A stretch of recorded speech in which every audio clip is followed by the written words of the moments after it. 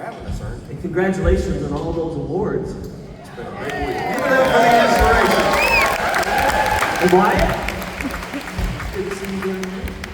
Roland, I just want to tell you, I know you're not as old as me, but man, standing next to this, all these young guys, you might want to do a little research because Christopher's mom and dad are here, and I was bragging on how all the older ladies really think Christopher is cute, and I'm sure you get the same thing with these guys. So I stand here thinking both you and Isaac look like Elvis is your daddy. Thank you very much. But you might want to do the research with their parents, because I did with Christopher's parents, and I said, was he always handsome?